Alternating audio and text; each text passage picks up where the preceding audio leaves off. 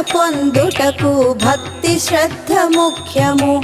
శుద్ధ ఉచ్చారముతో మంత్రము పఠించుము. పీఠ పూజ చేసి ఆసనమును సమర్పించుము. తల్లి నీకు శరణంటూ నామావళి పాడుము. రాజేశ్వరి దేవిని భక్తితో స్మరించుము. రాహుకాల పూజ చేసి శుభ ఫలములు పొందుము.